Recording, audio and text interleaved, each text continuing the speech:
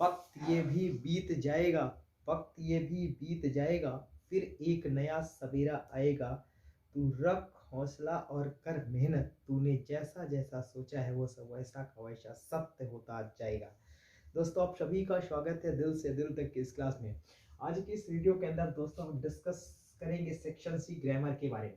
Grammar question आपके board के examination के अंदर 10 मार्क्स का पूछा जाता है, जिसमें से दो पार्ट होते हैं। एक होता है दोस्तों डू एज डायरेक्टेड का और एक पार्ट होता है दोस्तों आपका फिल इन द ब्लैंक्स का। ये दो पार्ट आपसे एग्जामिनेशन में दोस्तों पूछे जाते हैं, फिल इन द ब्लैंक्स और डू एज डायरेक्टेड। तो मैं आपकी जानकारी के लिए दोस्तों बता देता हूँ कि डू एज डायरेक्टेड और फिल इन द ब्लैंक्स ये दो पार्ट जो आपके पूछे जाते हैं ना, इसमें से हम डू एज डायरेक्टेड के लगभग 9 वीडियो अपलोड कर चुके हैं। यानी आप जाइए और देखिए चैनल पर, आपको पार्ट बाई पार्ट 9 वीडियो मिलेंगे। उन डू एज डायरेक्टेड के बाहर लगभग 150 क्वेश्चन हमने सॉल्व किए हैं, उनके बाहर एक भी क्वेश्चन आपके एग्जामिनेशन में बनेंगे नहीं, ठीक है। इसके अलावा फिल इन द ब्लैंक्स का 2 वीडियो मैं सॉल्व करवा चुका हूँ, ये तीसरा वीडियो है, 2 वीडियो और आएंगे, ठीक है। तो फिल इन द ब्लैंक्स के इंपॉर्टेंट क्वेश्चन जो बोर्ड की एग्जामिनेशन से रिलेटेड, यहाँ पर समय बहुत कम है तो हमें क्लीन चीजों को पढ़ना है, तो वही हम इसको क्या कर रहे हैं, प्रयास कर रहे हैं सही ढंग से करने का। चलिए पहले सवाल पर बात करते हैं। We dash to serve our nation should में आर्ट। बहुत बढ़िया सवाल है दोस्तों।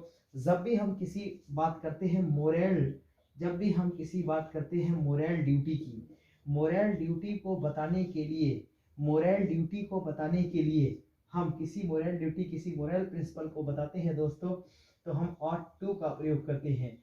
ऑट टू का यूज हम तब करते हैं जब कोई ऐसी चीज जो हमसे समाज चाहता है उसको बताने के लिए हम ऑट टू का प्रयोग करते हैं।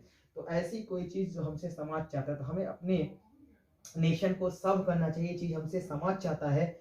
तो जब भी हम कभी किसी मोरल ड्यूटी को बताते हैं तो मोरल ड्यूटी को बताने के लिए ऑट टू का यूज किया जाता है। तो here we are the correct option is ought.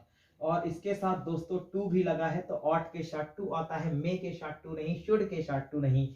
तो ये ऑप्शन भी रॉन्ग हुआ, ये ऑप्शन भी रॉन्ग हुआ। ऑट यहाँ पर राइट आंसर हो जाएगा, क्योंकि यहाँ पर मोरल ड्यूटी बताई जा रही है। मोरल ड्यूटी को बताने के लिए, यानी जब कोई चीज हमारे लिए, सुन लीजिएगा दोस्तों, जब कोई भी चीज हमारे लिए सोशली या मोरली रिक्वायर्ड हो, सामाजिक रूप से या नैतिक रूप से इंपॉर्टेंट हो, तो उसको बताने के लिए हम ऑट टू का यूज करते हैं। ये रहा दोस्तों ऑट टू का प्रयोग, इस वजह से पहला आंसर होगा ought to. Next, dash I come in the classroom.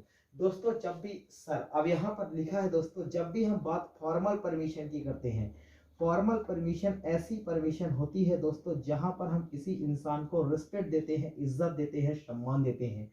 तो फॉर्मल परमिशन के लिए हम मे का यूज करते हैं। लेकिन when we talk about the informal permission, जब भी हम इनफॉर्मल परमिशन की बात करते हैं, तो इनफॉर्मल परमिशन को बताने के लिए दोस्तों हम यूज करते हैं कैन का। तो देखिए परमिशन को बताने के लिए दो मॉडल होते हैं जनरली, मे और कैन।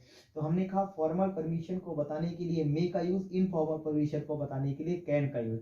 दोस्तों फॉर्मल परमिशन ऐसे परमिशन होते हैं जहां पर जिन सवालों में लगा होता है सर, मैडम, मिस्टर, मिसेस, या फिर आप कह सकते हैं दोस्तों लास्ट नेम, लास्ट नेम, या फिर दोस्तों आप कह सकते हैं विथ रिगार्ड, विथ रिगार्ड, या फिर दोस्तों आप कह सकते हैं सर नेम।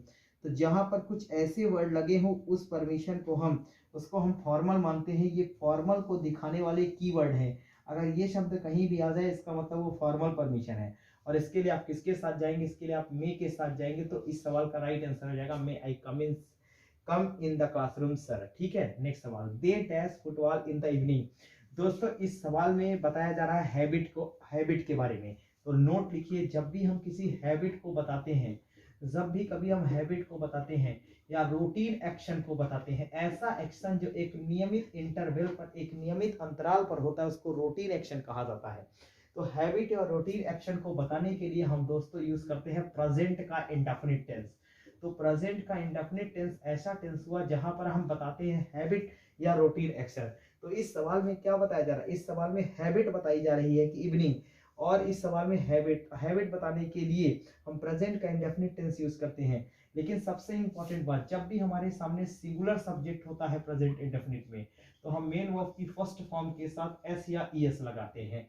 लेकिन जब हमारे सामने सब्जेक्ट सिंगुलर ना होकर प्लूरल हो, तो हम सिर्फ और सिर्फ मेन वर्ब की फर्स्ट फॉर्म का यूज करते हैं। तो यहाँ पर लिखा है दे, जो कि अपने आप में कैसा सब्जेक्ट है, आपने कहा प्लूरल, तो इसके लिए आप किसके साथ जाएंगे, इसके लिए आप प्ले के साथ जाएंगे, फर्स्ट फॉर्म के साथ जाएंगे। नेक्स्ट सवाल, I have been here dash Monday, दिन सन बजे सुबह और शाम इनमें आता सिंस का काम। ट्रिक लिख लीजिए, दिन सन बजे सुबह और शाम इनमें आता सिंस का काम। तो यहाँ पर मंडे क्या है, मंडे दिन है, डे है, तो डे को बताने के लिए आप किसके साथ जाएंगे दोस्तों, डे को बताने के लिए आप सिंस। यदि आपने सिंस और फॉर के प्रयोग का वीडियो नहीं देखा तो यूट्यूब पर सर्च करिए since and for by use of since and for by Himanshu sir, आपको मस्त वीडियो मिलेगा, वहां पर आप सिंस और फॉर के कंप्लीट यूसेज देख सकते हैं। ठीक है, नेक्स्ट सवाल, आई एम नॉट अफ्रेड। दोस्तों जब भी कहीं अफ्रेड आए ना, अफ्रेड के साथ आपको एक फिक्स प्रीपोजिशन लगाना है। अफ्रेड के साथ दोस्तों आपको एक फिक्स प्रीपोजिशन लगाना है ऑफ। तो अफ्रेड के साथ हमेशा ऑफ का प्रयोग किया जाता है, ओ एफ। ठीक है, अफ्रेड के साथ एक क्वेश्चन क्लास 12th और 10th के एग्जामिनेशन में फिक्स प्रीपोजिशन का आता है, अफ्रेड के साथ ऑफ आएगा दोस्तों।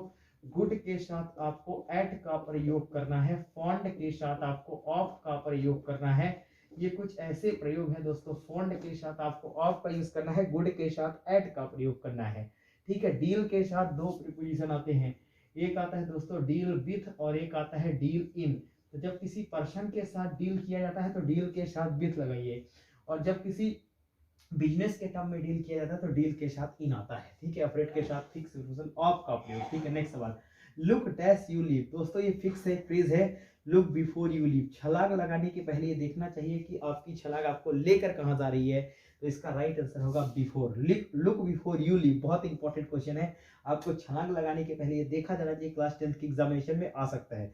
तो आपको ये पता होना चाहिए कि इसका मतलब क्या है, लुक बिफोर यू लीव। छलांग लगाने के पहले आपको देखना चाहिए कि आपकी छलांग आपको लेकर कहां जा रही है, यानी किसी भी काम को करने के पहले आपको चेक करना चाहिए कि वो काम राइट है कि रॉन्ग है। इसका इनडायरेक्ट मतलब ये होगा। उम्मीद करता हूं दोस्तों आज हमने 6 क्वेश्चन कवर किए हैं, फिर से कल की क्लास में 6 क्वेश्चन कवर करूंगा। उम्मीद करता हूं वीडियो अच्छा लगा। वीडियो अच्छा लगा तो फटाफट से चैनल को कर दीजिए सब्सक्राइब बटन तोड़ दीजिए सब्सक्राइब करके, और वीडियो को कर दीजिए लाइक। मिलेंगे आपसे नेक्स्ट वीडियो में, तब तक के लिए अपना ध्यान रखिएगा। Thank you so much, love you all, जय हिंद।